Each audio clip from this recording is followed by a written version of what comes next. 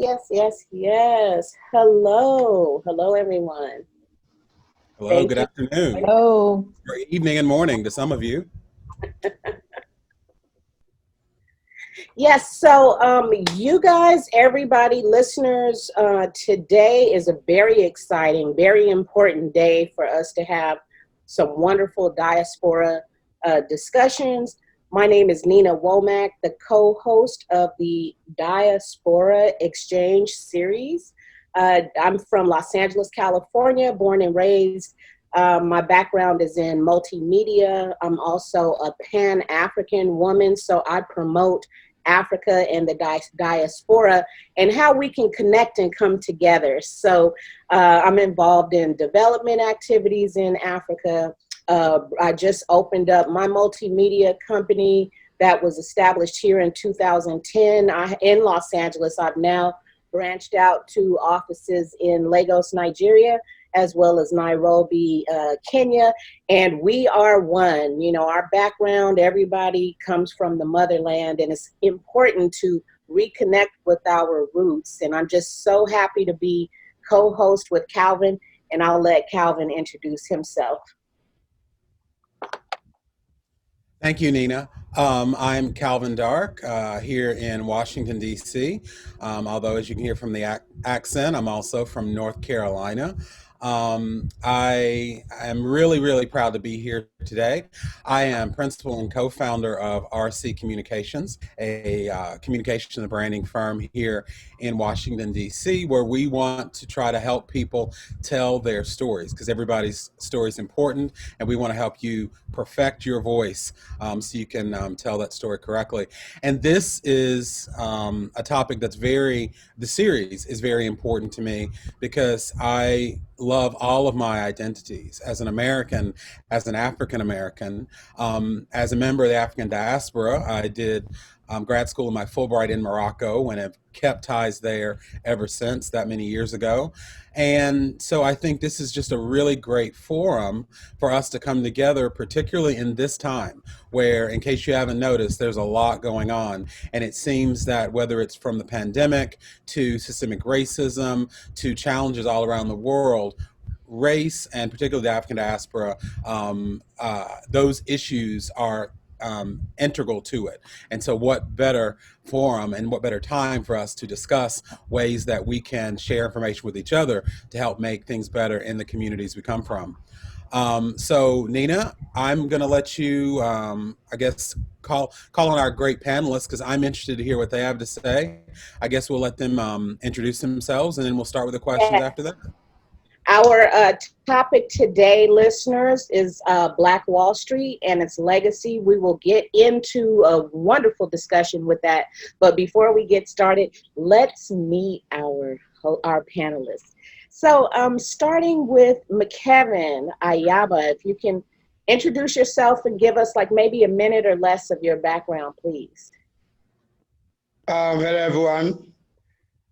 Nina, Kevin, you guys have an amazing, profile, and it just shows how interconnected you guys have been within the ecosystem, within the space, and how much you guys have been really looking after our people over there and in our continent. I mean, Kevin, listening to our voice, it's a very important thing. It really touches my soul when people have the opportunity to tell their stories, in their own way. That's the only way we grew up as human beings, and that's the only way we get to be respected through our stories. My name is Mckevin Ayaba. I am the CEO of set up a startup. We champion entrepreneurship ecosystem building in Africa and the startup ecosystem. We focus on technology or innovative entrepreneurs. Our focus is to make sure that we have a thriving ecosystems for startups in Africa. I mean, we've mentioned, and we are all in that space where we know innovation technology is the key drive to businesses. I mean, if anyone who is not embracing that, then the person should start thinking again. As much as we love SMEs, as long as they have a great role to play, we see try as much as possible to make sure that they see how they can integrate their business using innovation or using technology, because it has to stay. The world is going digital. The question is, where is Africa? And how do we get, as African, to get take opportunity advantage of this technology to solve the massive crisis, the challenges that we have within our continent, and create jobs. Like Calvin said, we all know the moment we are right now.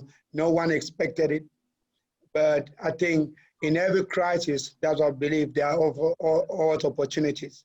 So how do we use this crisis and the opportunity that come with it, to make to solve some of the biggest challenges that we have within our continent. I am in particular passionate about Africa. Everything from everything that I have is, if it's not talking African, then it's not me. And I think that should be the direction that we want to go. And that's the very focus that we have through our organization as well. So we believe that if we have a thriving ecosystem, we will have our entrepreneurs, our startup would definitely strive. So that's our focus, and we feel that we don't want it to strive within South Africa, where I'm based, or Cameroon, where I'm originally from. But if South Africa is thriving, then the rest of the continent should be, because it creates an opportunity for an interconnected ecosystem. I'm sure I will express that more when I get to speak. Thank you so much. Awesome. Thank you, Mckevin. Very well said. Next up, let's meet Yvonne Rivers. She's got an amazing background. Yvonne, please tell us about yourself. Thank you so much, Nita and Calvin as co-hosts. I'm so excited to be on today. I am coming from Washington, D.C., down the road a piece from where Calvin is, in the northeast section of Washington, D.C. But I come to you actually for the last 25 years. I have been serving entrepreneurs and helping them to grow, build, and sustain. For the past 7 years, I have been working in a global environment on Africa, the continent. And actually talk about the diaspora, we all are together, because I'm from the Bantu tribe. So essentially, I'm going back and found my ancestors, descendants of actually here on the U.S., Nat Turner during the rebellion. And we're going to talk about, what I bring to the table is helping businesses to really think in terms of what's the ecosystem. What is the business ecosystem that you bring? And just as Mckevin, when you said, if South Africa, if anyone around the world is really succeeding, all of us can succeed. To me, it's about and all of us really lifting up the weakest link and really emboldening the strongest link, so we all can prosper. There's enough for everyone. There's no need to be and pulling one person down and so forth, because as we grow together. So the whole thing and premise of Black Wall Street, we're going to talk more about that, is the fact that when we unite together, we can move together. And then when empowerment and actually collaboration, I always go with that. If I've got this and you've got that, together we pull it together, we can do anything we choose to be. So really, we're going to be talking really in depth with this, because this is a passion of mine. So I'm happy to be here. Thank you. Thank you. Wonderful. Calvin, you want to introduce our next guest? Yes, do we have Gabriel Shumba? Gabriel, I see you here. Yes, I'm here. Thanks, Calvin. Give yourself, tell us who you are. Thank you, guys. Awesome job you guys are doing. My name is Gabriel Shumba. I'm an investor. I also manage a multi-billion-dollar private equity fund focused on the smart city ecosystem in emerging markets. And I also own a company that actually sponsors the development of a smart city ecosystem as well within Africa and parts of South America. And I also run a foundation called Tribe Investor, and it's mainly focused on empowering the grassroots to become financially independent. So my specialty basically is private equity and structured finance. Amazing. Awesome, awesome, awesome. I'd love to connect with you because I'm very interested in development and planning development in Africa's smart cities and agriculture. So thank you for the work that you do. Know that you have people in the diaspora, such as myself and others, that are just as passionate about the empowerment and development of Africa. Wonderful, wonderful. This, the Diaspora Exchange series, this is our second episode. And, you know, again, I'm the co-host, Nina Womack. And this show was started by ADO, which stands for African Youth Diaspora Organization. And it's a globally connected community centered NGO. And so ADO is about bridging the emissary that brings us together. So we build bridges. I'm the director of Diaspora Outreach. And so it was founded by Dr. Eileen Zuberi. And basically it's to bring the diaspora together worldwide. And ADO, our organization, believes in sustainable transformation will be achieved by empowering youth and developing community economies. As you guys know, Africa is over 57% of youth ages 18 to 35.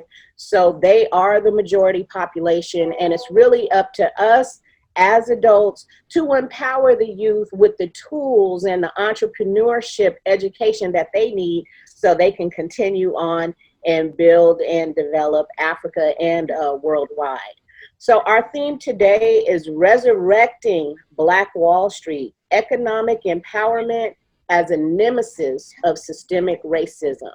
So this, again, is an amazing topic when we talk about empowering the youth, giving them entrepreneurship tools that they need so we can revitalize, breathe life back into Black Wall Street. If you guys don't know about Black Wall Street, listen to this. It's very exciting. Now, Greenwood was a town in Oklahoma, in Tulsa, Oklahoma, it was established around the 1887, 1890, 90s. During that period, African Americans relocated there so they could purchase land. A lot of these southern states, as you know, with the Jim Crow laws and so forth, Blacks were not really allowed to own land. But in Tulsa, Oklahoma, there was an opportunity to own land. And wealth building is about land ownership, it's about real estate. That's why white Europeans are able to build their wealth, and they have wealth because they owned the land. They took it from the Native Americans that were native to the U.S., and they took ownership of the land. So back to Greenwood, it was one of the most prominent concentrations of African American businesses in the United States during that period in the late 1800s. It was popularly known as Black Wall Street. And Black Wall Street was made up of a lot of Black-owned banks, barber shops, funeral parlor, all kind of shops. Just imagine 400 acres of land that was just owned by all Black people. It was founded by a gentleman called O.W. Gurley, G-U-R-L-E-Y. And Gurley was from Arkansas. His family were slaves in Arkansas. He self-educated himself, and he heard about Tulsa, so he decided to move to Oklahoma, where it was free for Black people to go and purchase land. So he originally purchased about 40 acres himself. He was the first one that purchased this land in Tulsa. And then he started selling his land, his 40 acres, to other Black people to come in and put their businesses there. So from there, it grew to 400 acres, a very thriving, wonderful place, a community that was all Black owned. You had to be Black to own land there. And then the white Europeans started to get jealous of the success of that land because it was, you know, all this area was Black owned. And then the Black Wall Street started to expand out, you know, they wanted to purchase land where the white people owned the land. So that really infuriated the white people. And so they got upset and they falsely accused a Black man of hurting a white woman. And then that incited a race riot. So then a mob of white people started burning and destroying Black Wall Street, this thriving 400-acre community. They burned it all down, killing over, I think it was like 300 Blacks, and they tore down, it affected thousands and thousands of Black owners, business owners, and landowners in the Tulsa, Oklahoma area. So with that being said, that is a very horrific memory. You know, let's just give one moment of silence to those that built Black Wall Street and lost their lives behind it.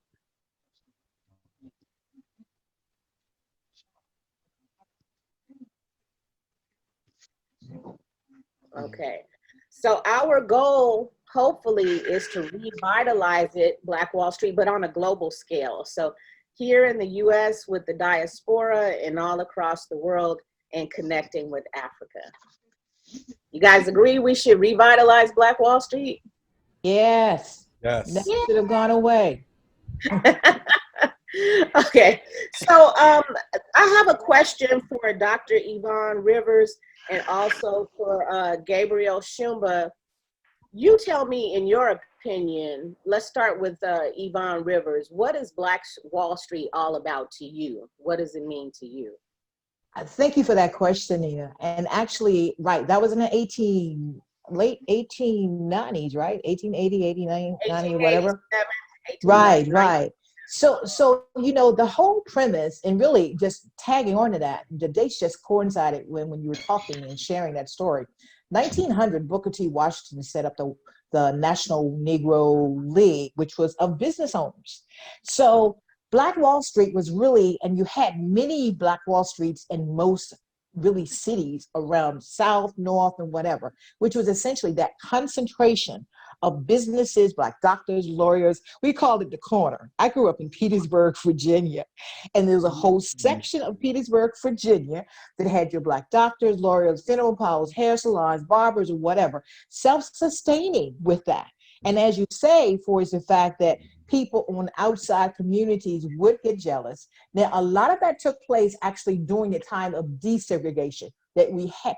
And really a lot of that came about because we couldn't go anywhere else. Other white merchants would not serve Blacks. So what were we going to do? So it's the whole thing of really using what you had to really serve the people you had.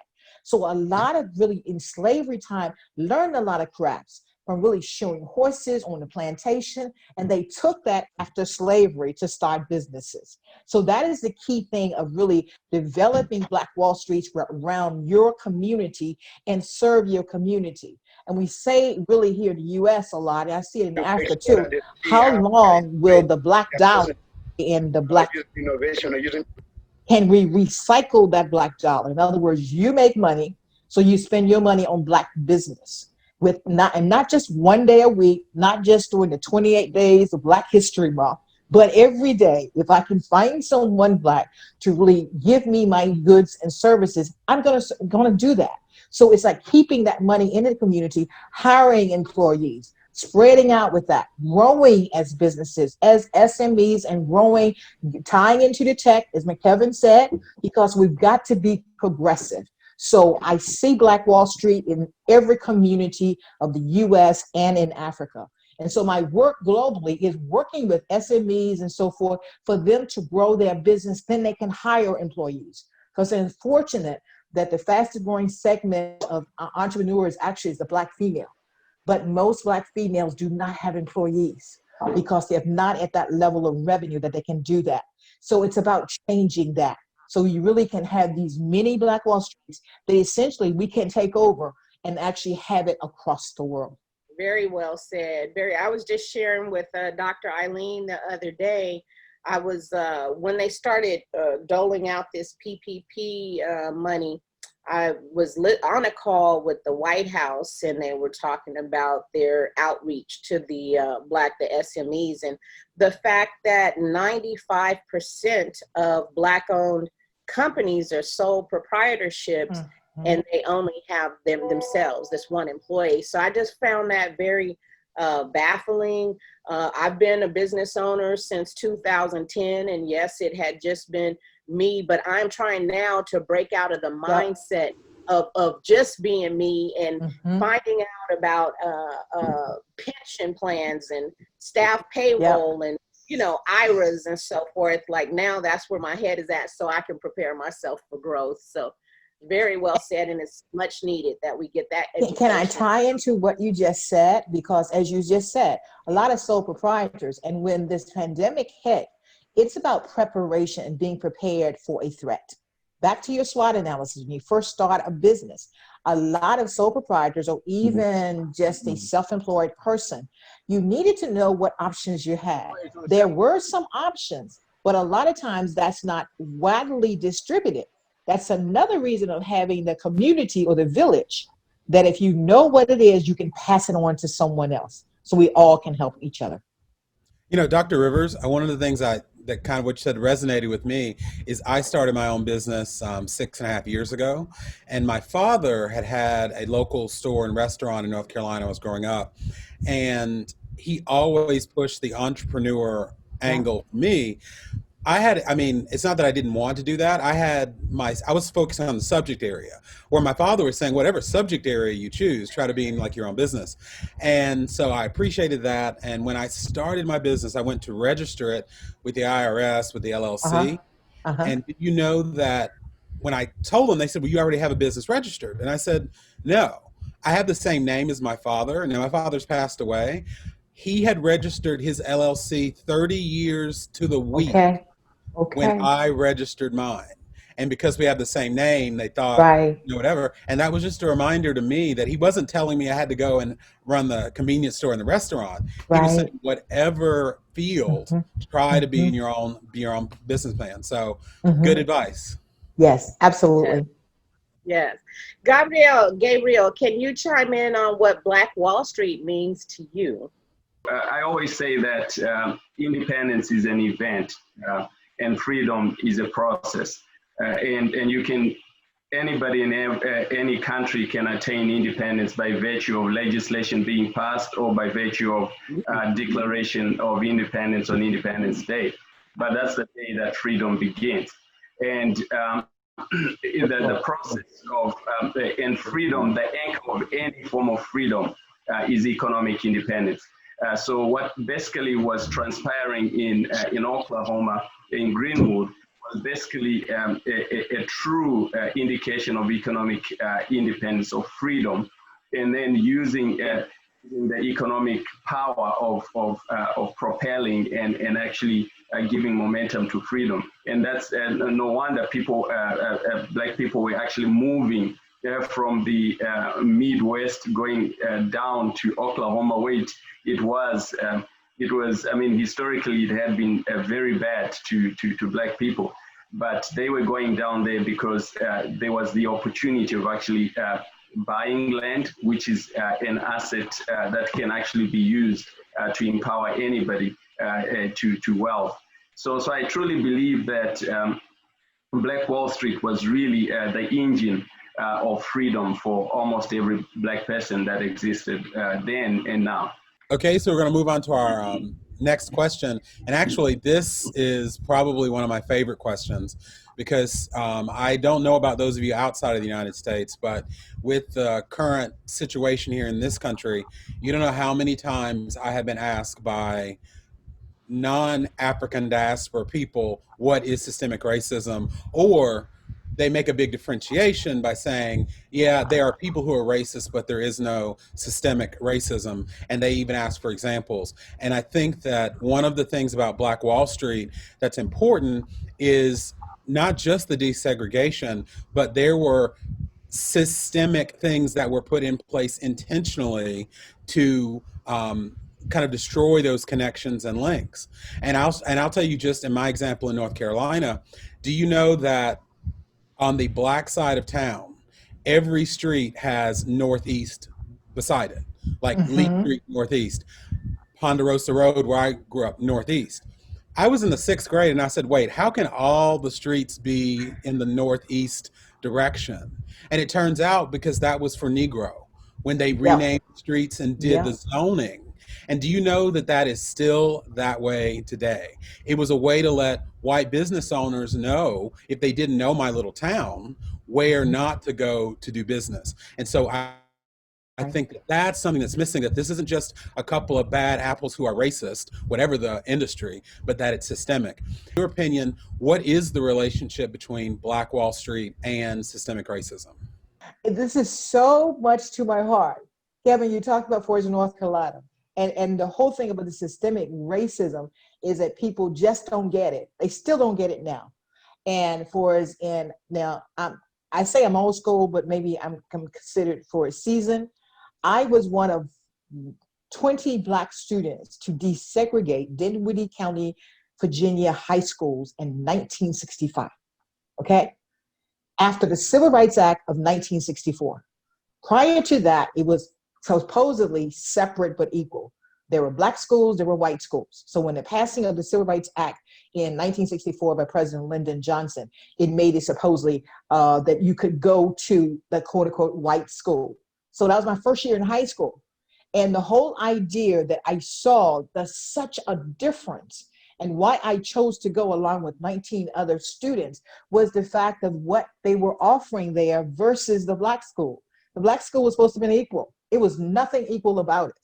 So it's the whole thing of going into basically danger, but going for the best education. So the 20 of us, if you want to think about for us and staying together as a village, we really had to strategize on how we really position ourselves to go through the halls of the school.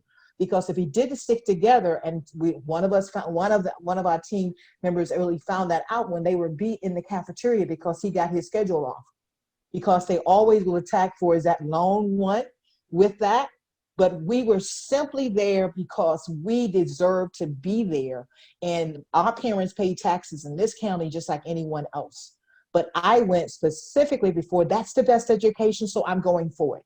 So many people have laid down their lives in the Civil Rights Act just for the right to have the vote and everything else. Because I'm in that same generation of seeing my parents pay quote unquote poll tax in order to vote.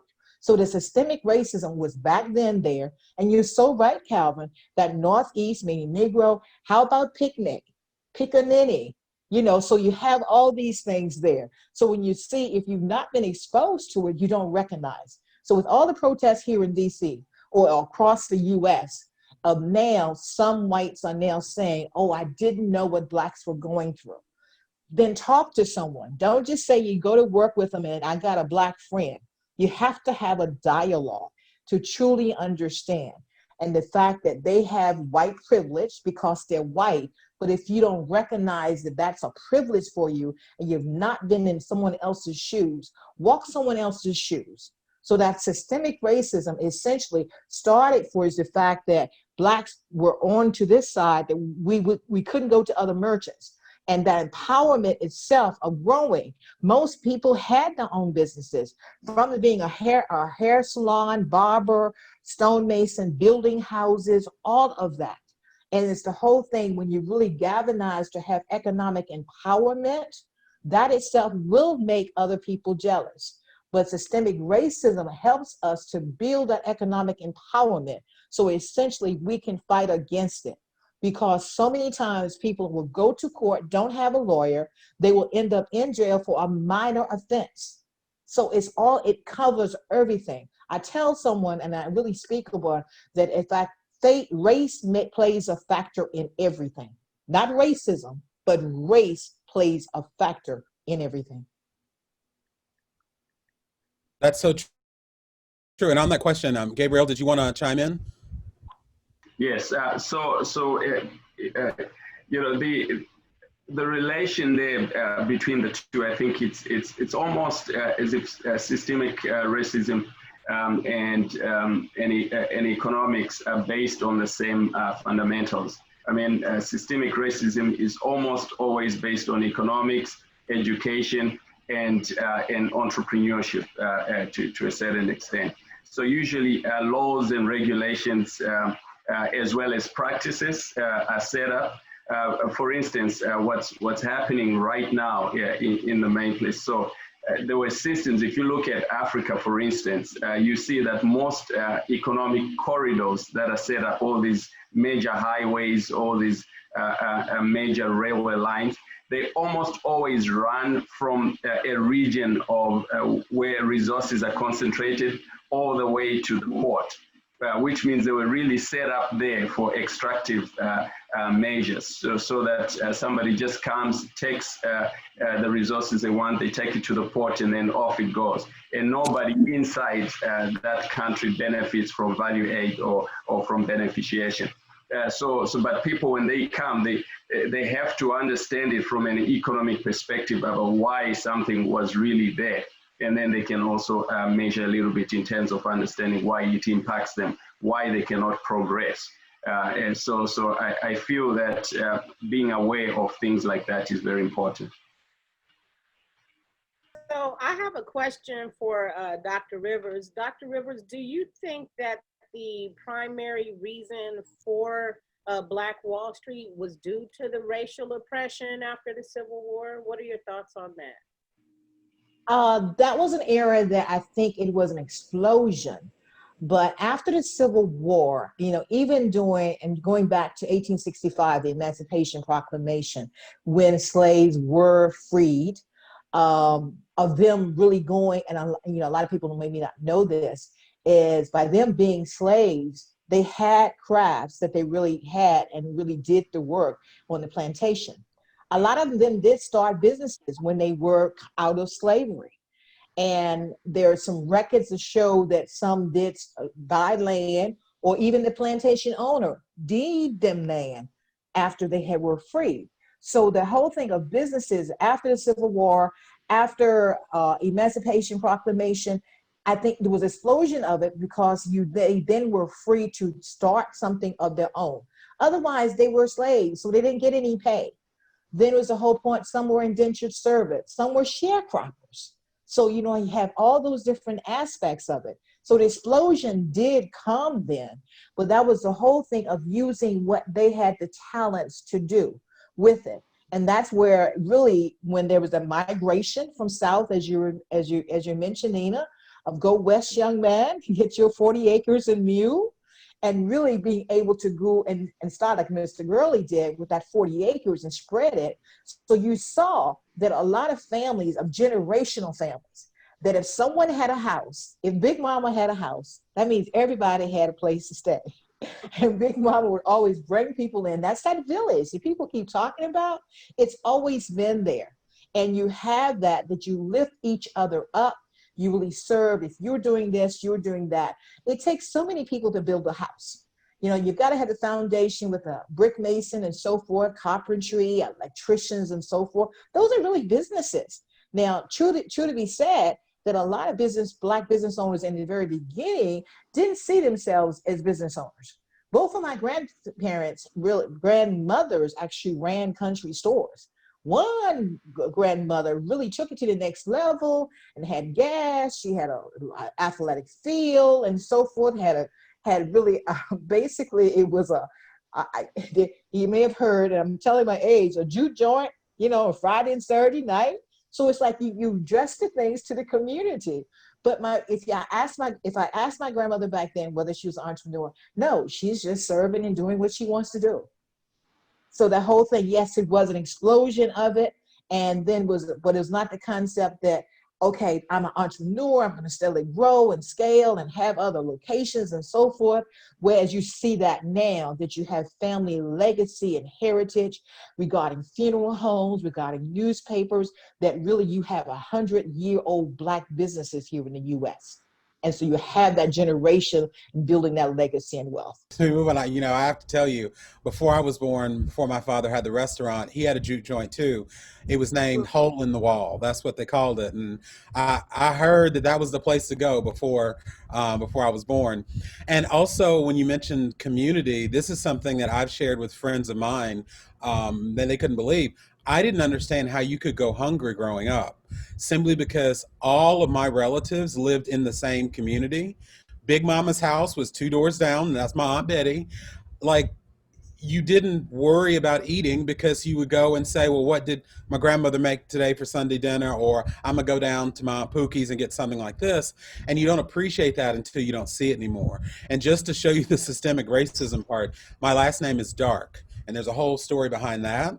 But all of the darks in my city live in the same area, and they call it the dark side. So I not only had a community where Black people lived, but a community where were also my family. And, I didn't know anything else until, of course, I moved out of there. So I think it's really important, and it's interesting how that has shaped generations of us. I'm not terribly young, but I'm not that old. And, it shows that it really affects how we pursue entrepreneurship. Right. And can I comment, Calvin? Dark. Now, you probably most of you back against systemic racism. How many times have you heard the phrase, "Oh, they are fair"? And Yes. Fair typically meant light skin. Right. So if you're not fair, that means you're dark or you're Black. But typically, if you're fair, typically means you're light skinned, which means normally that you've got white in your background. That a lot of I've done my genealogy regarding my family, and I remember a very elder aunt. She was in her hundreds, and I was asking her questions about the heritage regarding Southampton County, Virginia, and she leaned over and said, "My sister, she by the master." That simply means that, so this has been going on forever. So it's this whole thing of this terminology of systemic racism and so forth. It's been there, whether you recognize it, what you call it, and so forth. It's still there. Oh, my daddy had to correct a lot of white people growing up who would call me that dark boy, even though my last name is Dark. He had to let them know they had a different meaning with it. And Exactly. yeah, and that's I think it's important. As a social entrepreneur, you guys, I'm focused right now on researching the cooperative model for the diaspora in Africa, because back in the 1800s, when we talk about Black Wall Street and so forth, another model that was very effective was the cooperative. So Black businesses working together. Back in 1886, there was a massive cooperative at the time called the Colored Farmers National Alliance and Cooperative Union. And that was a group of Black farmers that formed in Texas. They started their own grocery stores. The community would buy from them with the grocery stores. And, it was a whole entire food chain. And unfortunately, the white people came and burnt that down too. But they dismantled the cooperative. But we need to start thinking in that model. I know I just recently found out that there's a hemp, some gentlemen, 2 Black men started a hemp cooperative, and it's nothing but Black farmers in the hemp space. So I think that's going to be the key to our sustainability, is working together cooperatively and supporting each other's businesses instead of thinking myopically and I'm independent. It's going to take a village. Collaboration. That's it. Yes. That's great. And before we do our next question, I want to give Dr. Thelma a chance to introduce herself. They just said that she got on. Dr. Thelma, do you want to introduce yourself? Tell us a little bit about you. So my name is Dr. Thelma Mansah. I'm a Ghanaian. I'm the CEO of Desert Dew Services and Consultancy in Ghana. I serve as the Director for Women Empowerment of AYDO. I also serve as the Senior Vice President of the African Youth Institute in charge of education. I work on several other boards. Moving on, this is for Dr. Rivers and Gabriel. wanted to get your thoughts on racial oppression has been an issue for ages, but how would you say that that affects job creation and youth empowerment?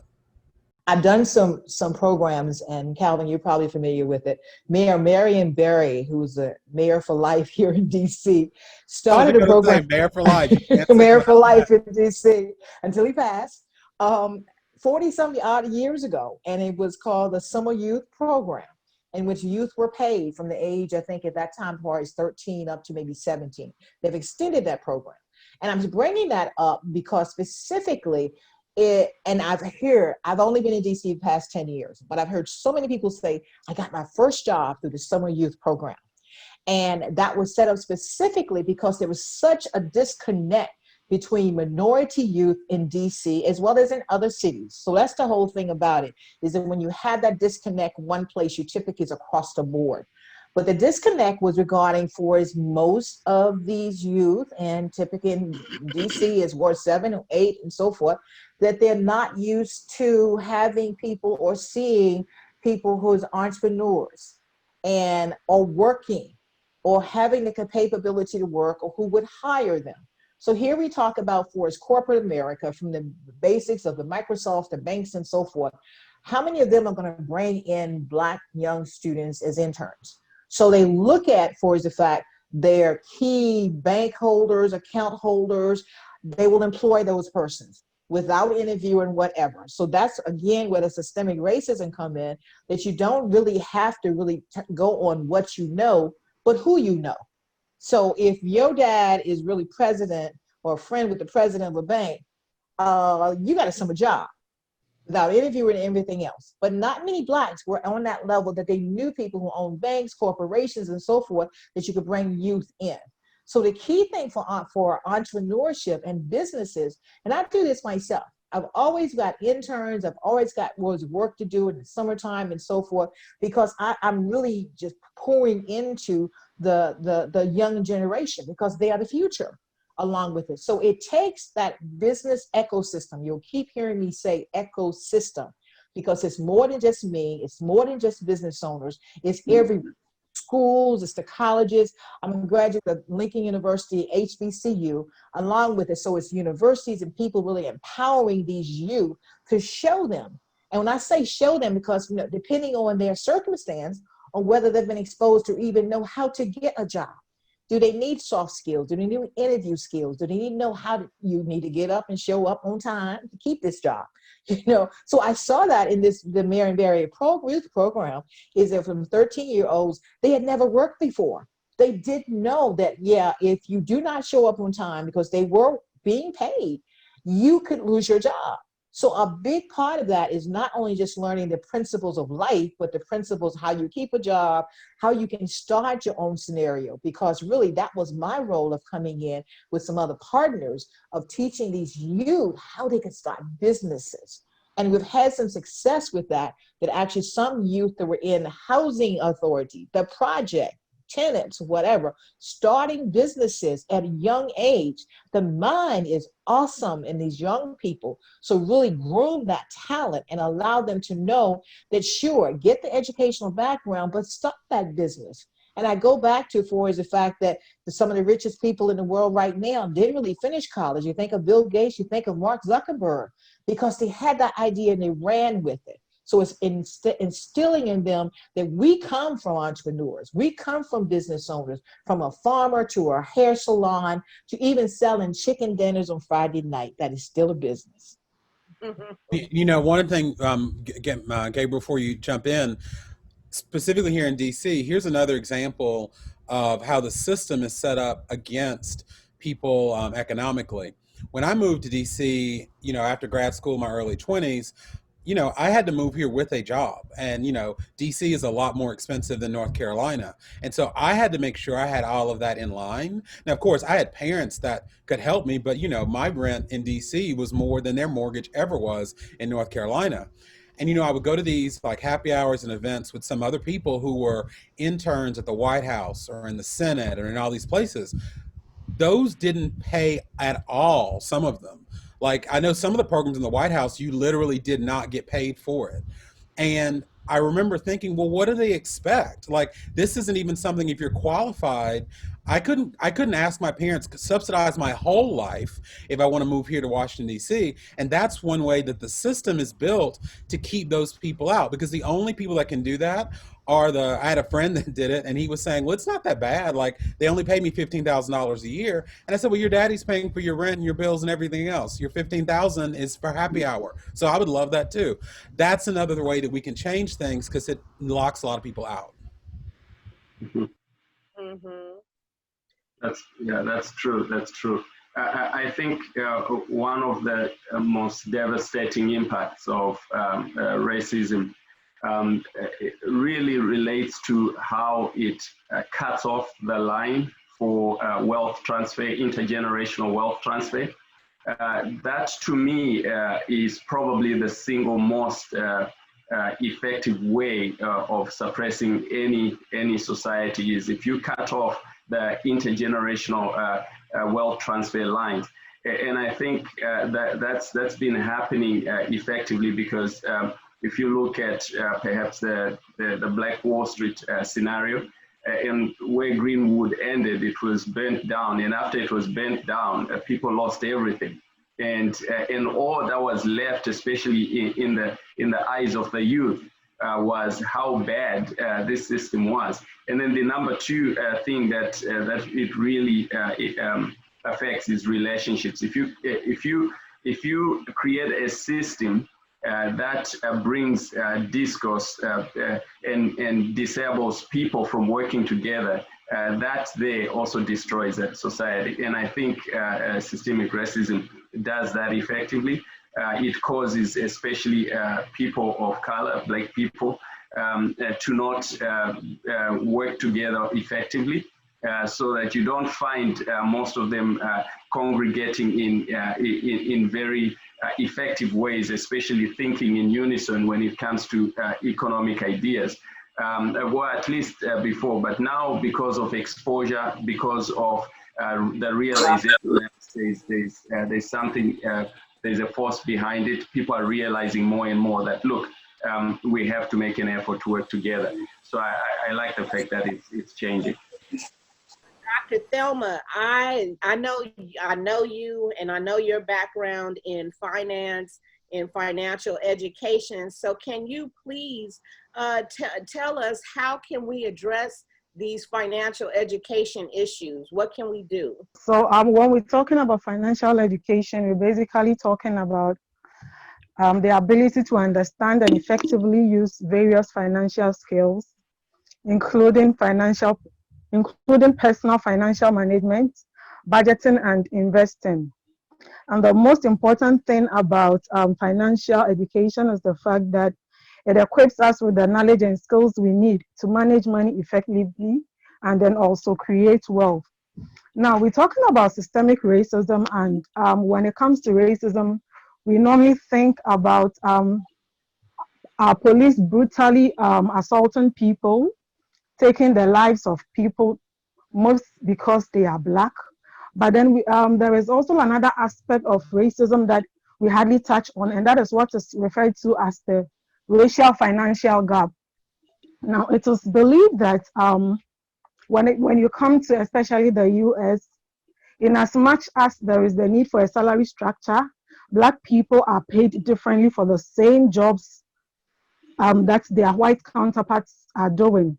And so there is a little study I came across which showed that between 1983 to 2016, averagely the white person's salary in 1983 was $110,000, which rose to $146,000 in 2016.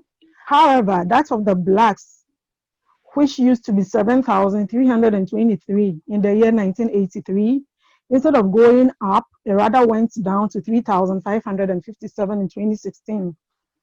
And so this gives us a little view about this whole thing about racism and the financial aspect of it as well. And so in addressing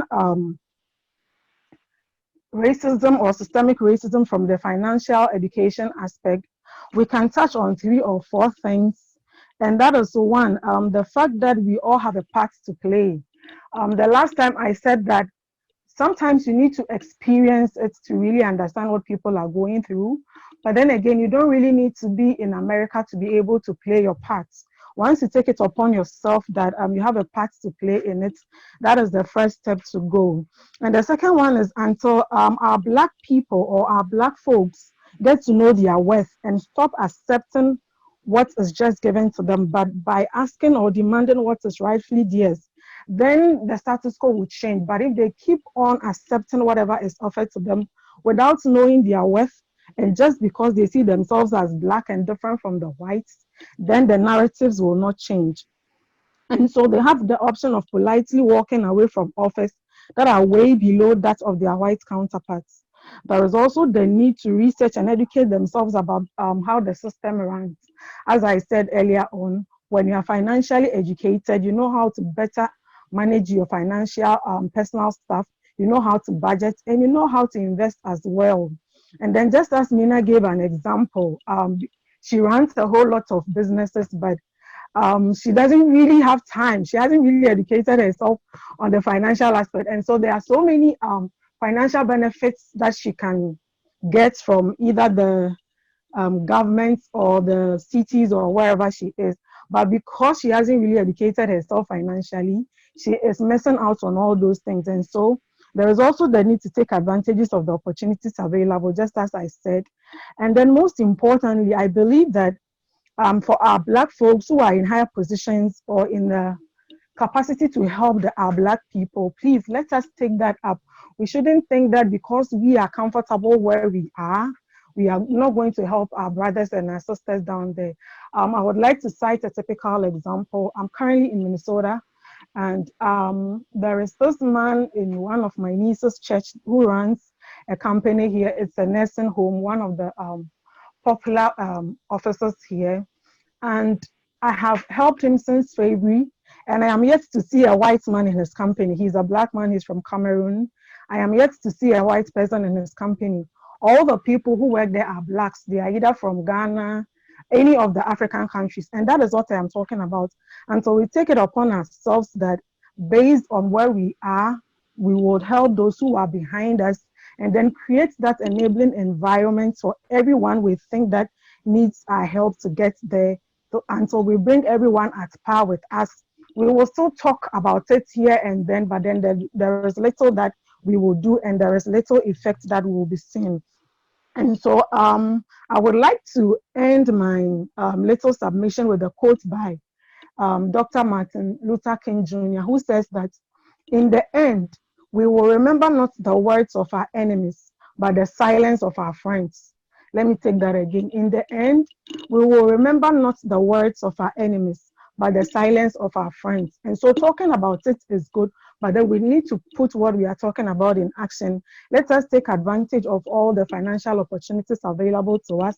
Those of us who are in positions to help, let us help.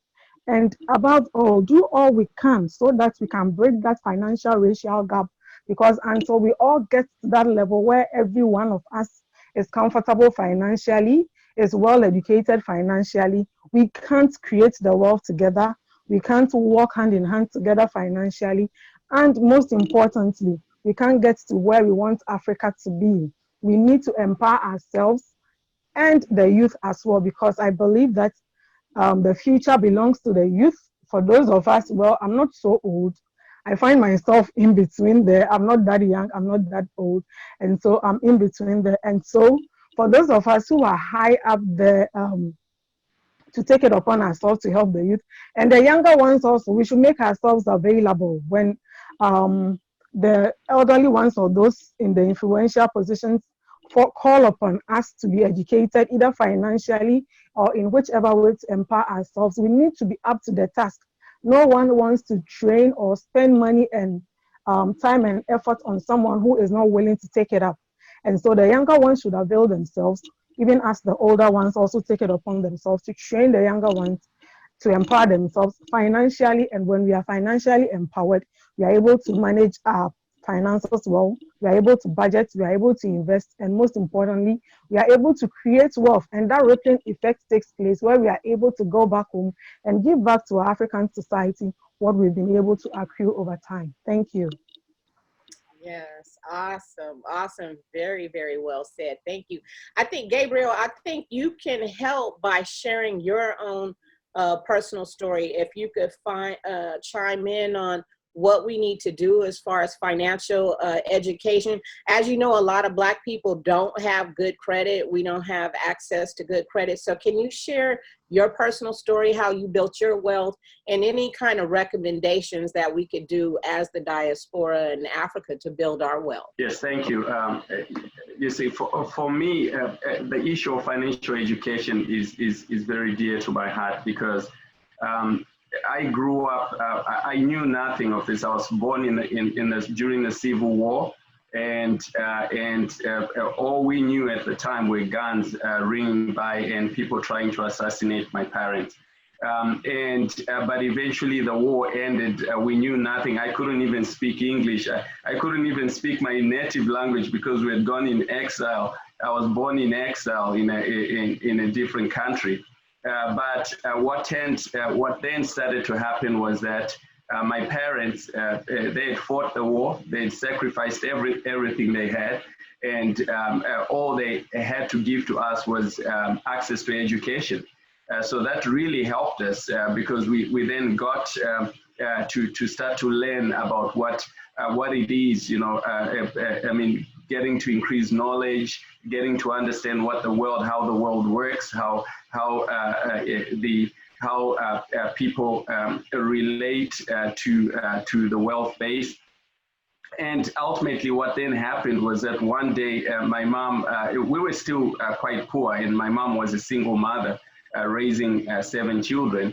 And so the problem then, the lucky break came when my mom belonged to a club, more like a cooperative club, where it was like a susu, where they would contribute money into a pot, and then she would get one person would get a pot each month, and then they would continue to contribute in.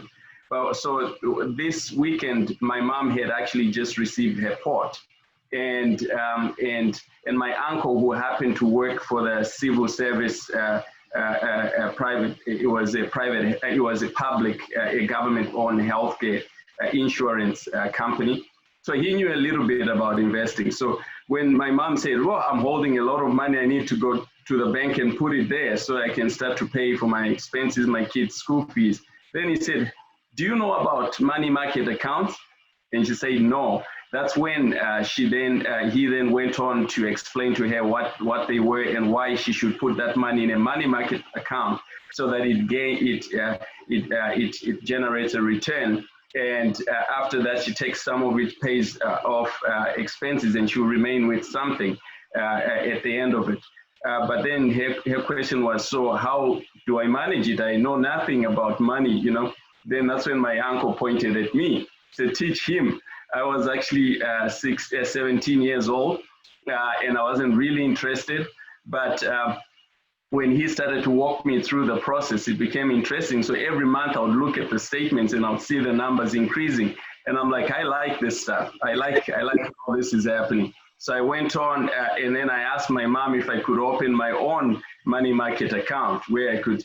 Then she said, well, it's okay. I'll put for what you're doing, I'll put $20 into your account. So that started to happen, where I learned so much about investing in the money market. I became a big fan. I would go to the United States Information Service. They had a USIS. I would go there every day. I would watch CNN, financial markets. I would talk to people around there. I would learn more and more about investing. Eventually, I started to invest in the stock market. Then I went to college. When I got to college, I started to invest. I went to South Africa in college, and then I started to invest in unit trusts, which are basically mutual funds. I learned so much. I think I learned more from my mistakes than I did from my successes. And ultimately, I started to learn about business. Then I started to say, whoa, how do you invest in business?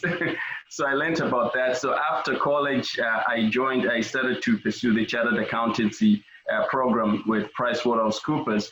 So, and that just opened up my eyes to the global marketplace.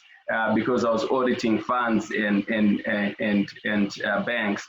And eventually, when I ended up in the USA, it became such an eye open. I thought, you know, being at PricewaterhouseCoopers, being a chartered accountant, I knew much. Not even. I didn't. So when I started to work with Fortune 500 companies, with banks and funds, I discovered, well, there was a whole new world to financial services.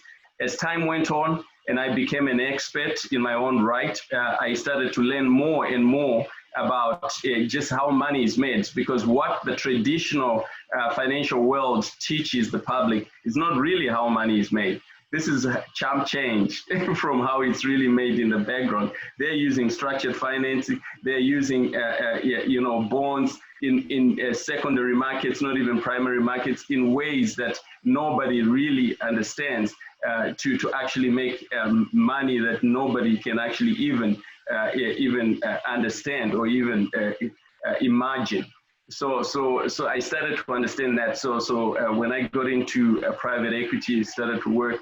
When I did my stint at Fortress, Goldman Sachs, and other bigger firms, I started to understand more and more about how this financial world works. But I can tell you one thing: education prepared me, but exposure changed me. It wasn't really just education, but it's the exposure I started to get that really changed me. This is why I'm very passionate about, you know, when people are starting to go through this education route. You can be educated, but that's just one phase. So first you got to be inspired, then you got to be educated to increase your knowledge. Then you have to be coached in order to increase your skill, but you have to get mentorship in order to get mastery. So only when you get mastery do you actually, will you be actually able to actually effect change in your personal life.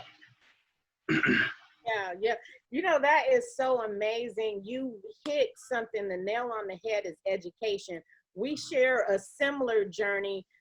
When I was 18, one of my first jobs that I had was I landed a job as a stockbroker's assistant at Dean Witter. So I grew up in South LA, like I said earlier, you know, to a single mother. I knew nothing about investment, credit, or any of that.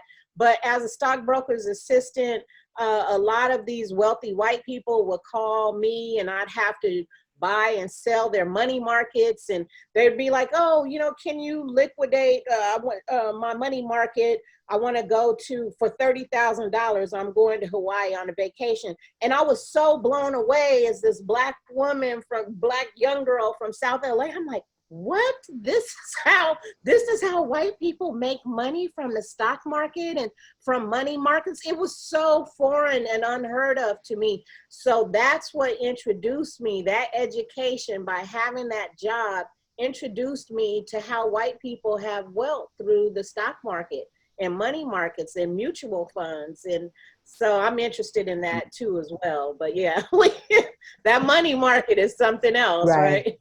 I like to comment on that. Who was talking about cooperative and that whole thing too, Gabriel, you saying that education. We were stockbrokers assistants. At the age of 27, I was a stockbroker for American Express. And that whole system with Gabriel you're talking about, it's a whole new game when you get on the inside or back behind to see, as you say, the millions of dollars that are made. That opened my eyes also to show that really a lot of times we put a glass ceiling on ourselves. But at the age of 27, when I'm making six figures, but the other white boys around me are making millions of dollars. So that's the whole thing that, and part of that I pulled out of that because I now teach kids how to read the stock market and invest in the stock market and take advantage of the trends. Now I'm gonna say we're on Zoom, right? Aren't we using Zoom? Do you not know that Zoom has gone up 300%, the stock itself this year?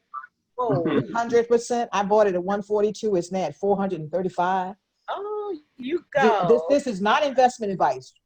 Disclaimer, this is not telling you to go out and buy Zoom, okay? So not investment advice, but essentially about look at what's around you. What are people spending money on during the pandemic? Amazon is still running. Walmart is still on.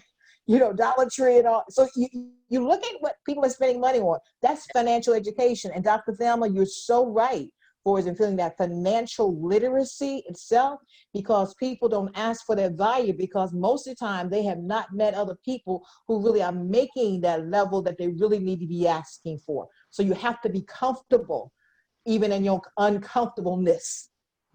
Step outside the box to places that maybe you've never gone before, but you don't know what you're going to get until you ask for it. So let's move on to our next question. A lot of good information here. Let me tell you this. I was taking notes myself about Right. things I want to invest in and things I want to look up. And I had to say, like, okay, Calvin, get back into it. But I was seriously on the Google, like, remind myself at 3:30, check this money market account right. And interesting, Dr. Rivers, interesting you mentioned the Zoom stock. Something I saw this week, you know, the Cash App that most people have, they have introduced a no-fee small investment portion. Oh, yeah. And I was curious to see what it was. It's definitely not for like major investing, but you can invest as little as $5 in Zoom. So so like on Monday I put $100 in Zoom, Good. and then the next day I had $104. So like Exactly. it's something interesting to try, because now, you know, I'm thinking if I can make that $4, let me ask a professional what I can do with a little bit more. And on that same vein, Calvin, that's essentially those platforms that have come about in tech that you can teach young people. Another one is Stash. Stash is another app that does the same thing with that. You don't have to buy the whole share. And that's really been around for years. And that's dollar cost averaging. But that's financial education, as Dr. Thelma was talking about. So really my part of going back and really empowering the village is really in teaching young people that there are other things other than a passbook savings account paying you 0.0%, and thinking of terms of not to say you're a major stock investor, but just be aware of what's around you. That's the education behind it. And recognize just because you've not made a salary at a particular level does not mean you cannot make it, or you cannot own a business and be $1 million business. Don't be ashamed to say, I'm $1 million business. That's so true. And I think the way this discussion is going, one of us might own Zoom next time we have this. Our next question, we're going to turn to Mckevin and then Gabriel. What ways can government and non-government organizations help with the building of this entrepreneurship ecosystem? Can you give us your thoughts on that? First, Mckevin, then Gabriel. Again, thank you for what a great conversation. I mean, there's so much that I think I was taking some notes, just like Calvin has been doing. There's so much that I've learned just this short while, and I think it just aligned to almost everything that I believe in. We keep talking about cooperation, collaboration, partnership, and that is one of the reasons why behind our organization set up a startup. And we believe that if we are to move, and it's a very difficult thing, as much as we say with the question, I keep saying that these are things that we're practicing in US, in Europe, I mean, way years back, and they are still doing it till today. Now you can see how the ecosystems and the entrepreneurship ecosystem in Europe, US, even Asia has also adopted that, is really striving. What about ours? I mean, we can't deny that looking at the COVID-19, what has happened within the COVID-19, it says, according to the World Bank, Africa poised, for recession in 25 years. For the very first time in 25 years, Africa, not South Africa, not Cameroon, my home country, not Ghana, not Nigeria, but the whole continent in 25 years, for the very first time in 25 years, we are going through a recession. And what are we going to do about it? Organizations in Africa, or ecosystem builder in Africa, have been doing amazing work. I mean, within the last few years, to try and put entrepreneurs or startup on the map, but it's not enough. I feel like Dr. Rivers said, there's a lot for everyone. We can't keep working in silos, and that is the point. The point in Africa is that we have been working in silos a long time, and everyone has their own different agenda, and they feel that collaborating or partnering is they're not going to have what they were having if they were working in silos. We're not understanding that if we work, I say it and I keep saying that entrepreneurship is a community sport. Mm-hmm. And until all of us play our part, until all of us come together, we are not going to achieve that. So organizations need to really come together. In Africa, one of the biggest issues that we are facing is that we have a fragmented ecosystem. Our ecosystems are not connected. If ecosystems are not connected, then there is a problem for entrepreneurs to scale beyond, because they don't have a specific place where they can access resources. And resources are resources play a key role for startups or entrepreneurs to actually take their business to the next level, to have access to get an opportunity where investors can for them to have access to capital, for them to have access to market. So it is critical. It is really critical or crucial that organizations start working in partnership, start working in collaboration. Why it's been happening to see the government, I mean, within looking at the pandemic, why it's been happening to see the government and industry step up during this pandemic to influence entrepreneurship, and small businesses. We needed capital. But there is another group of people who have been working, often unnoticed. And this behind the scenes, and these are the people that can create or that can give opportunity or create resources for entrepreneurs. Who are they? Ecosystem builders. And that's one thing that we haven't really focused on within our continent. It is said that if entrepreneurship is the lifeblood of the economy, ecosystem builders are the security system. They are the arteries, they are the veins that facilitate the flow of ideas, resources, connections, and collaboration in the startup ecosystem. So if ecosystem builders or organizations that support entrepreneurs, if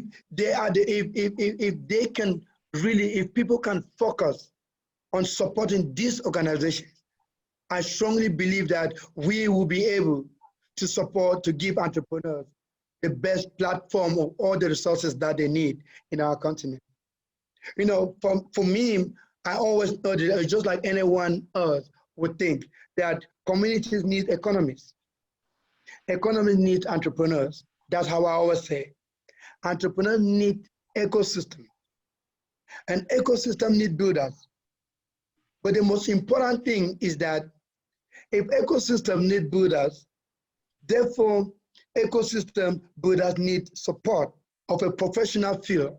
And that is what we are preaching on. That's the agenda we are pushing from a set of a startup, that ecosystem builders we need to really bring that word and give it a professional term to it. Just like chartered accountant, they have a duty and responsibilities. They have a role to play, and these are their roles. And if we attach those roles to organizations, or accelerator incubators, or even government agencies who are supporting entrepreneurs, they will do that job effectively. But they need also to be supported. In Africa, until we get to the point, we have countries, we have startups that are being created in a specific country, for instance, South Africa, who find it difficult to even scale beyond Zimbabwe, which is just a few kilometers away, We have policies that are making things very difficult for entrepreneurs and startups. Africa is more expensive. It's very expensive to travel in Africa than to travel in Europe. Very, very expensive to travel within Africa than to travel in Europe. The logistic is unbelievable. You even have just even for startups to even get visas to travel to another country to attend events, like Calvin was saying, like Gabriel was saying, that exposure. We need a lot of network. We need a lot of exposure, and so we need opportunities to really travel from one place on the other. So until we have an ecosystem that is thriving, that is inclusive, that is more diversified, that we look at the culture out of it, then Africa will still continue to be the same. So that is the agenda. That's a vision for startup. That's a vision for what we are trying to achieve, to foster an entrepreneurial ecosystem and innovation ecosystem across Africa, not just within, not only between South Africa or Zambia or the rest of the continent. So organizations really have to come together. We really have. It's going to be very difficult. It's a whole mountain to climb. So knowing Africa so well, but we need funding organizations to start stepping in. If we are to president, we need to also get funding organizations to say, no, before we give you funding, we want to see, just like investors. When investors want to invest in a startup, they say if you don't have a team that is if you don't have a team that is if you don't have a diverse team or with diverse experiences, or you don't have a team that have a co-founder, then we can invest in you. If we start looking at that from a funding perspective to say, no, we need to collaborate. They want to see some sign of a partnership before we start getting funding. I think that would be a very good step, for us to really build the kind of ecosystem that Africa needs. We are looking at almost 1.3 billion people in Africa. We have a lot of resources that we can have, but our resources are in different places. It makes it difficult for entrepreneurs, for startups to really get access to the resources. So we need to start practicing the fact that until we start mapping our ecosystem, I think you will find on our website or one of the projects that we are running now, which we are looking forward to 2021, is Africa Startup Ecosystem Builder Summit. And our reason for creating this summit is to bring all ecosystem builders in our continent together to derive a solution and listen to the problem that each ecosystem is facing, and how can we together solve this problem. And one thing that is in Africa is education. Entrepreneurship education is lacking. I will tell you that many ecosystem builders don't understand what entrepreneurship ecosystem is. Don't even understand what entrepreneurship ecosystem is. Don't even understand what entrepreneurship ecosystem building is. Then not to talk of what entrepreneurship ecosystem builders are.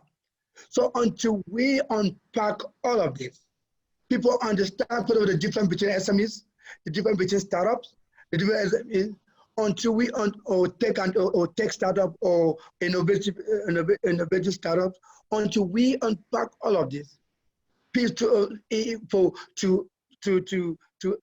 every ecosystem builder or to every entrepreneur, every startup, we are still not going to grow. So we have created this summit, which we would mind to take place next year, 2021, to bring in all the people so that we can have this conversation and start working in teams or in groups. Another problem that we face in Africa is, if you type, for instance, Africa ecosystem building, we start seeing stories in the US, we start seeing stories in Europe, we start seeing stories in Asia. What about our own stories?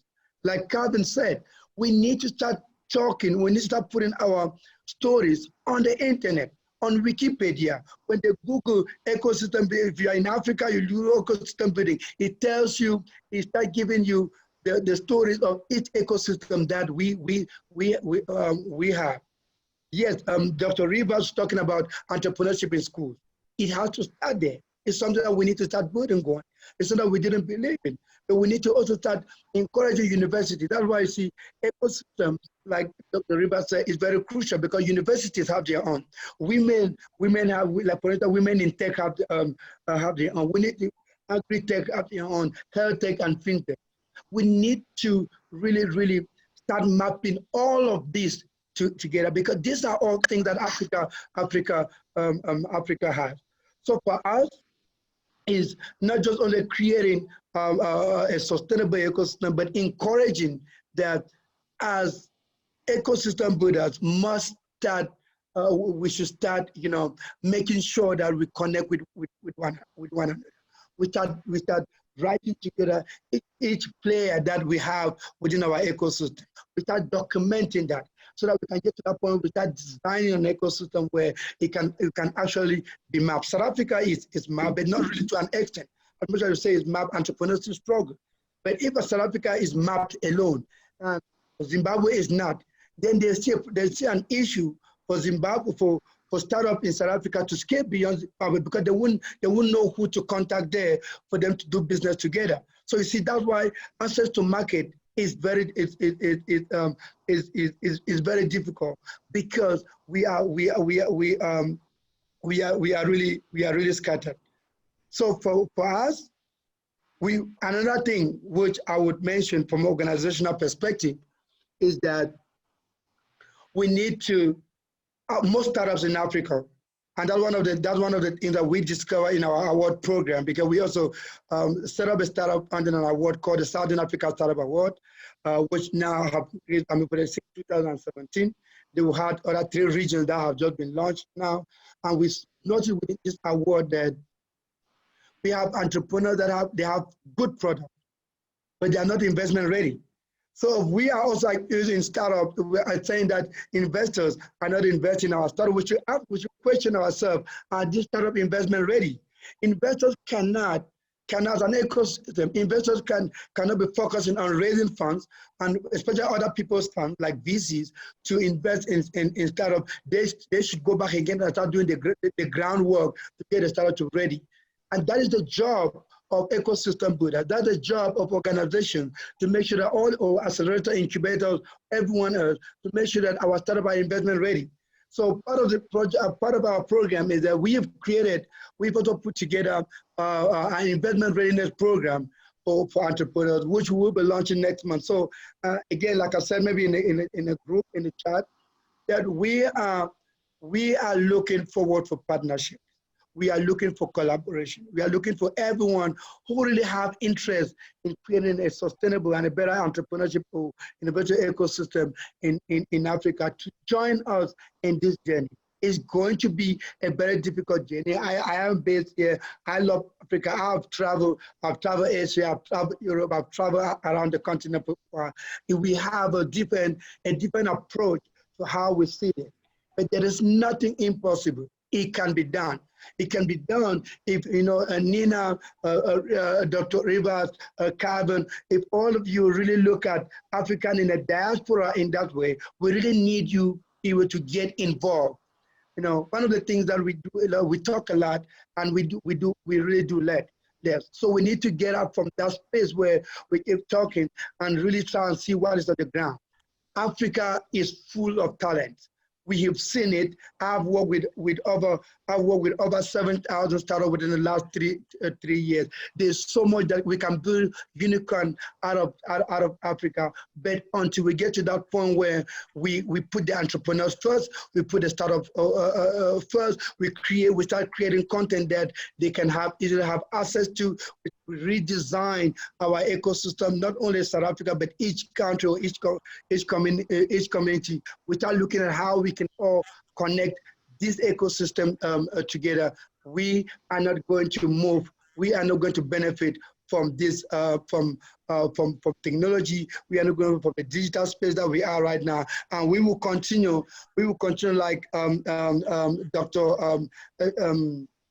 Frippon said. We will continue to have people who will come in with money And then at the end of the day, they will take our IPs, they will create products in Africa, and we don't even own the IP because people have come in with money from out of Africa and invested in. Yes, we don't have those type of investors who can take that high chances to just invest in a year. So ecosystem builder need to make sure that we move our startup past ideas, but also make sure that we get the investment ready, but collaboratively, partnership, until we start embracing that. We will continue to be, Africa is not going anywhere. And so please, as we continue this conversation, I'd really like each and everyone to really think of Africa, has Africa in heart, and let's start pushing this agenda of partnership, the agenda of collaboration, the agenda of inclusive economy, the agenda of a diverse economy, and the agenda of a shared economy. Mckevin, excellent points you're making. Thank you so much. That is so true. Like, let me just share with you guys briefly. I'm here in Los Angeles. I've never even been to Africa, but because of our technology, the world we live in with Zoom and so forth, I have connected so closely with Africa, with Ghana, people in the Congo and Sierra Leone and in South Africa.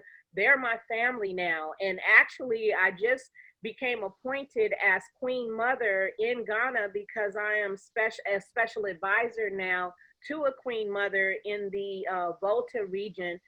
So now I'm Queen Mother as her special advisor, and they're waiting for me to come to Ghana to be installed officially, have a coronation as a Queen Mother. And I've never even been to Ghana. So go figure that. Now I'm Queen Mother.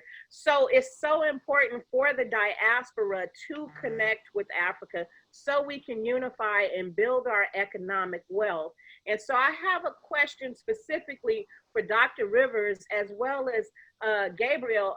How do we build this socioeconomic empowerment together as the diaspora in Africa? Please address that. Thank you.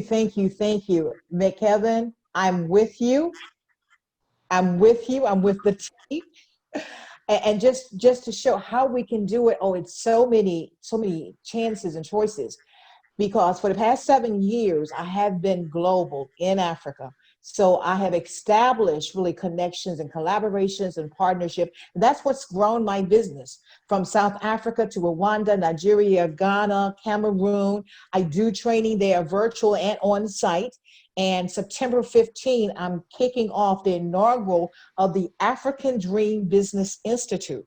3 different levels of training. That's the counterpart to my American Dream Business Institute that I started in 2015. And Mckevin, you're so on point because people need to be ready to get funding. One reason why I started the American Dream Business Institute, I've been doing this over 20 some years. And I run across my clients, they really didn't know how to pitch their business. So I started DC Shark Tank to give them 2 minutes to pitch your business, because that's about all the chance you've got to really get into an investor's ear for them to see. Because the answer to how this can be done really is in building on the continent itself and tying into collaborative partnership that will fund the business ecosystem. I do some work with Rwanda with the Women's Governors Council, and previously they had gotten some funding from UN Women. But they spent that money, but it was like they didn't have a strategy for sustainability. So now we're working on a program, a strategic plan that essentially they can get really additional money. And what they did with what money they had, they built a global, what they call a marketplace, which is essentially a lot of the women entrepreneurs were selling fruits and vegetables on the streets or crafts in marketplaces and whatever. Now they come to one place, like what we call in the US a mall, in which they can sell their goods and services. So it's like thinking in terms of not only for its collaboration with you other entrepreneurs, but tie into the funding for people who underwrite. World Bank, African Development Fund, African Development Bank, or African Women's Development Fund, African Development Fund, the World Bank, they got money, y'all, okay? But they're not going to give it to anyone until they can show, as you said, Mckevin, that you can do something with it. They're looking for impact. They're looking for social impact. They're looking for that ROI. They're looking at, they give you 10 million, 10,000, 100,000. They want that return because they want to see what you're doing with it. But that's what's missing with a lot of businesses. They have not simply been taught that business ecosystem. So the training that I do with the African Dream Business Institute and so forth really will bring the people in. And as they learn, they will learn and have collaborative people in their classes they're doing. Then at the end of it, they will know how to pitch their business in front of people. Then they can work together. Some may be in crafts, some may be in agribusiness and so forth. So you work it the way it can benefit you. So yes, there are ways, and it's going to take, and I'm asking Dr. Arlene, let's keep this partnership and this collaborative discussion here so we really can get down to it. I'm an action person, so it's the whole thing. Anything that I appear on, don't give me lip service, give me action. So I'm ready to rock and roll. Anybody else with me? We can go. Oh, wonderful. I think since we're getting close on time, what we're going to do so we make sure that everybody can do their kind of closing is we're going to go to our last question, and this is to all the panelists, and then after you all answer that, then we'll come back to each one of you for like a 30-second wrap up of the day, and that'll keep us in time. Okay, so we're going to start with. Let's go in reverse order. So we can do Dr. Thelma, Gabriel, Mckevin, then Dr. Rivers on this question, okay?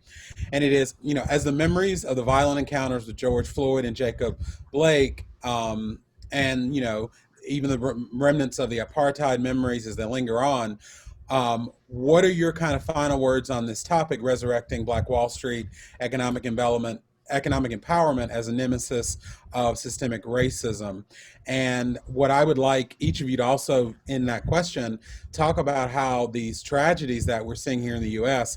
can be opportunities for reflection on things that things like cooperatives or things like, financial education, the effects of desegregation, how we can actually turn these into opportunities so that next year we're better because of the tragedies and not worse. So we'll start out with Dr. Thelma, and then we'll go Gabriel, Mckevin, and then Dr. Rivers.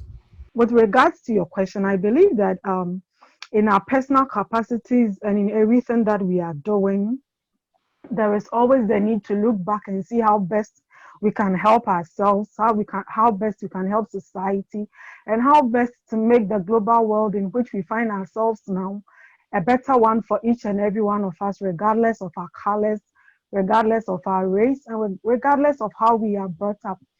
And I am an advocate for diversity, although we are diverse people, but then there is always that need for inclusion. And so whatever I do in my capacity as me, that doesn't help my brother one way or the other, is something that I should not do. And so bringing all together, one thing I love about, I know most of our people here are not African by birth, but as Nkrumah said, you are an African because Africa was birthed in you.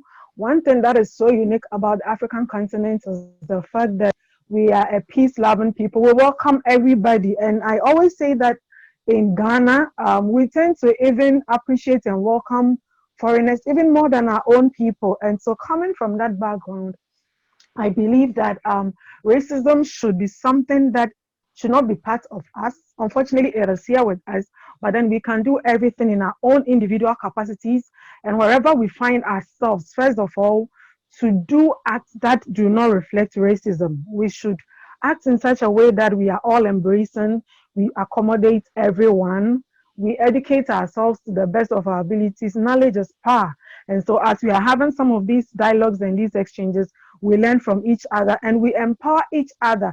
There is also the need, most importantly, to work on our synergies and see how best we can combine it for a better Africa and a better world. Thank you.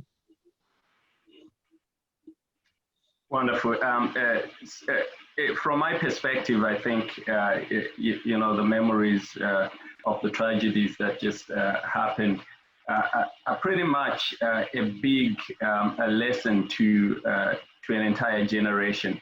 if we look back at history, we realize that it's almost always that something has to happen, something radical, it tends to happen for an entire nation to refocus itself, for something to change or to begin to change, for real change to begin to effect.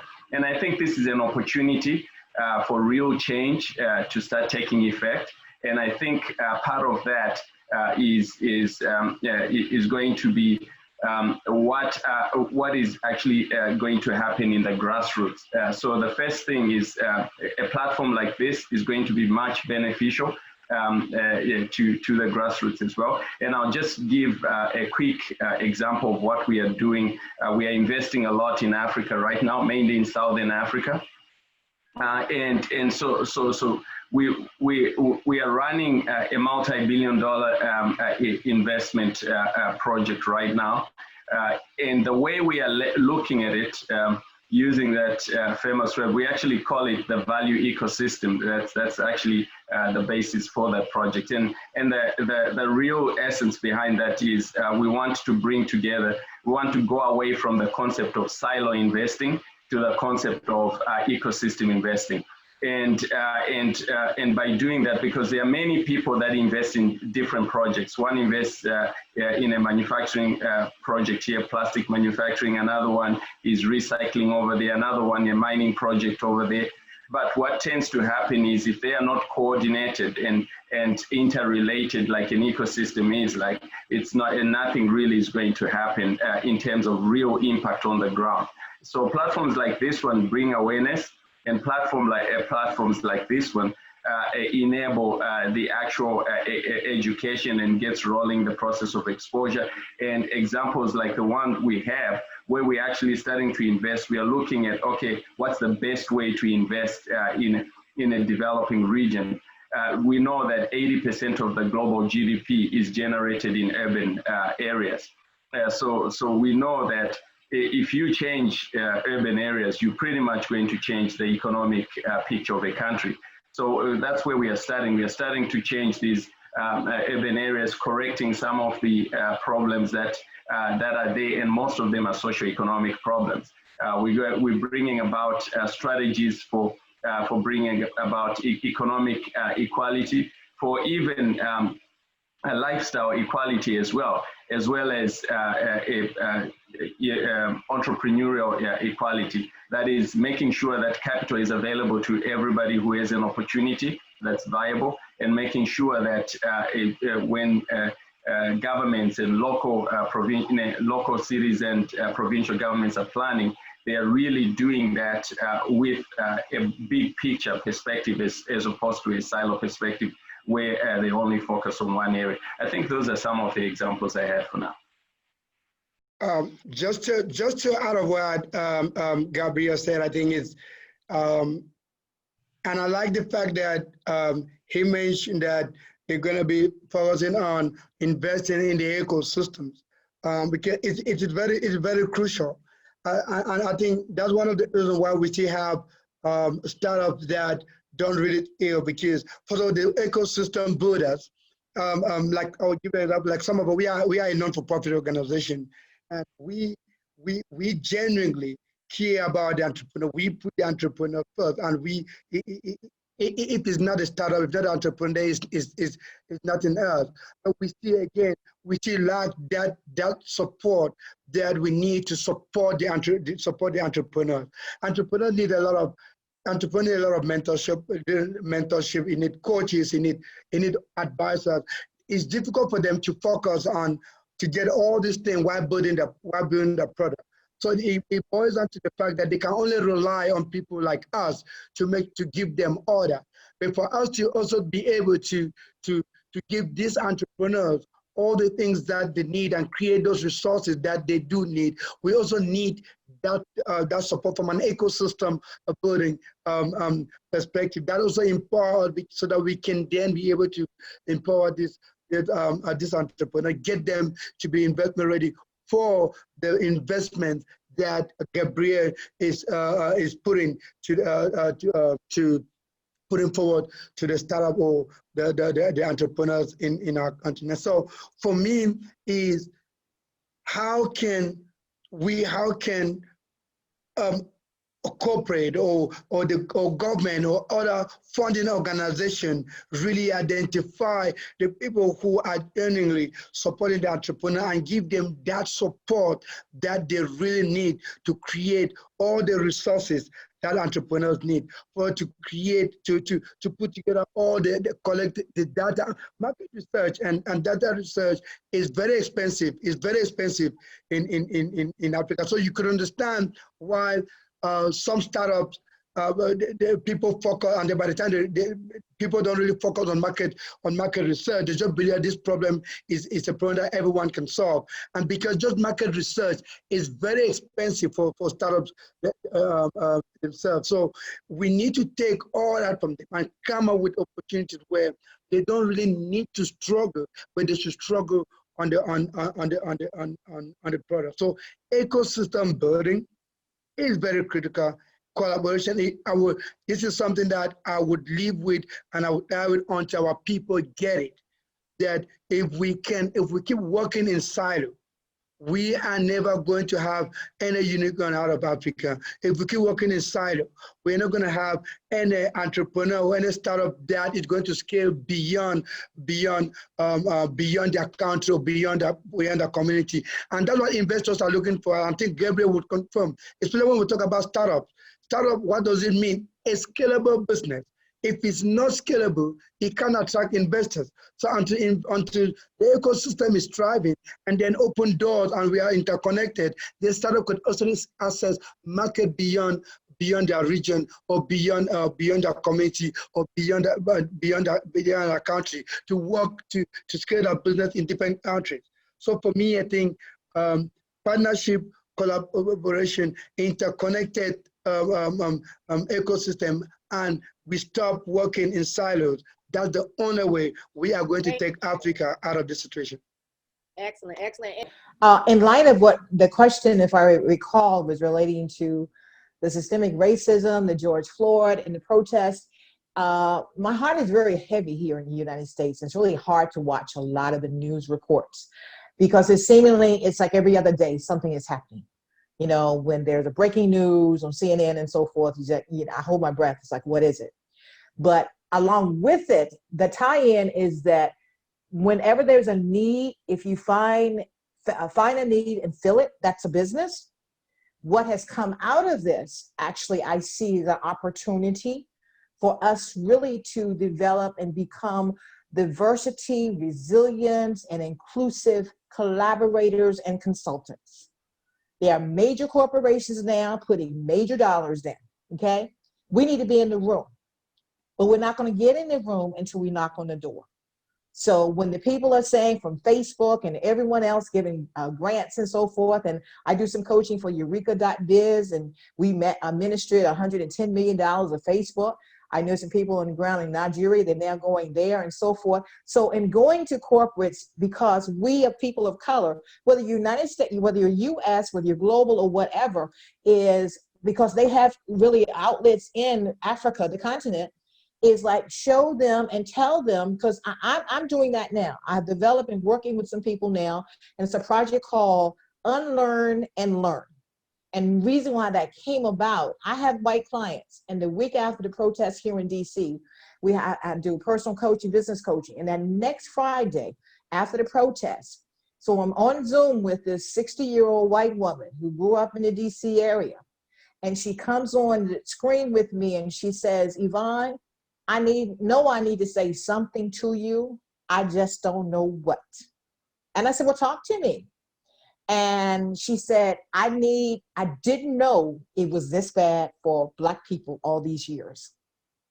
You know, white privilege. And she said, I never experienced it. Well, you're in my shoes and let me talk to you about it. And she came up and she said, I need to unlearn a lot of things and then learn some things, which is a true statement. So really developing a dialogue that we possibly may put on Instagram or so forth that gets stories about what people have gone through. But back again with the corporate and building, when you say was building ecosystems, take advantage of force. What opportunities will come to you? That's SWOT, strengths, weaknesses, opportunities, and threats. There's an opportunity right now with systemic racism and this COVID and all that. And I've worked with businesses on learning how to pivot and prosper during COVID. It's an opportunity if you act upon it.